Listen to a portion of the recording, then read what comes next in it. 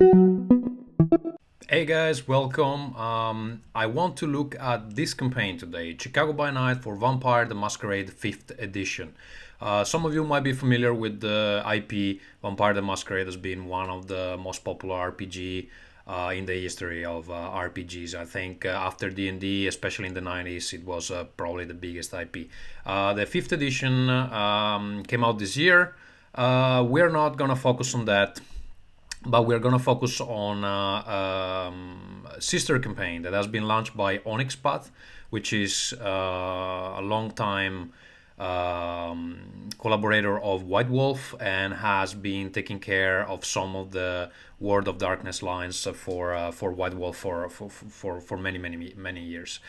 So now they launched this campaign. Chicago by Night is going to end in 4 days from when I'm recording.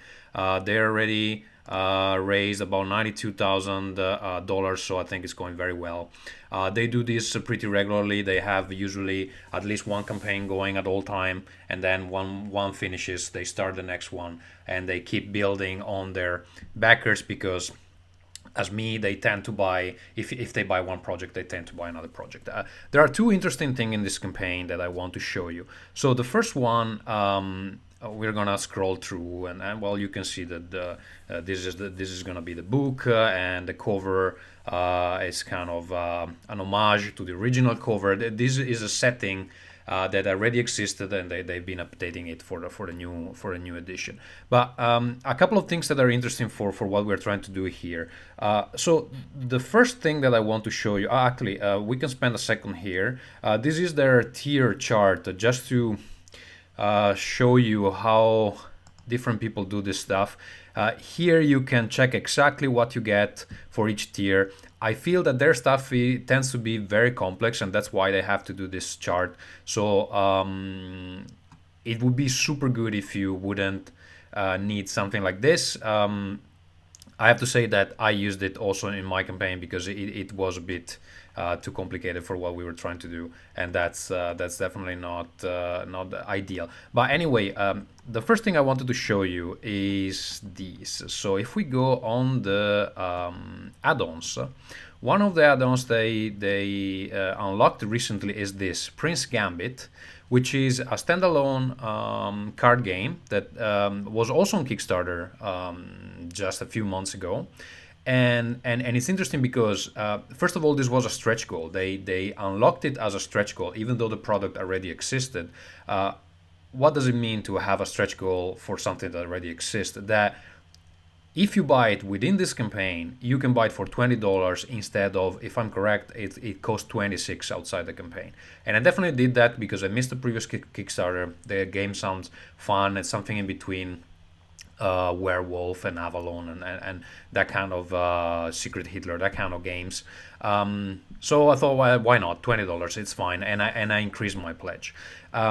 So you can actually have stretch goals that require almost zero effort for you, because you can just keep putting your previous product, if you have a good portfolio, and just sell them within the campaign for a good price, and people will think, okay, well, why not? Like, I was interested in that anyway. The other thing I want to show you about this campaign is this. So you would imagine that what you're buying in this campaign is the content of the book, right?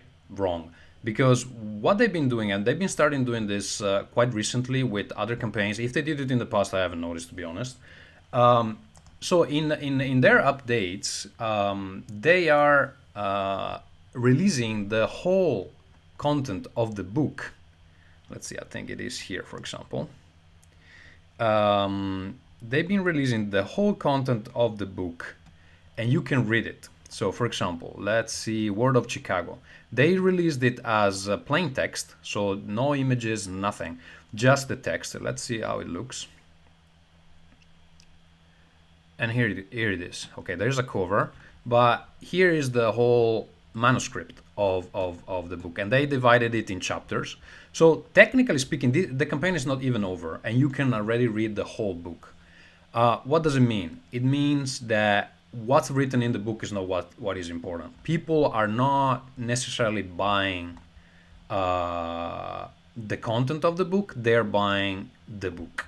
And why? Because the book is gonna look awesome. It's gonna have images, and it's gonna be much easier to read. And of course, when they release this plain text, they also take the opportunity to get fans to skim it through and find mistakes and things. So they get the community to help them. They show that the product is already there. Of course, your product needs to be in a very advanced stage to do something like that.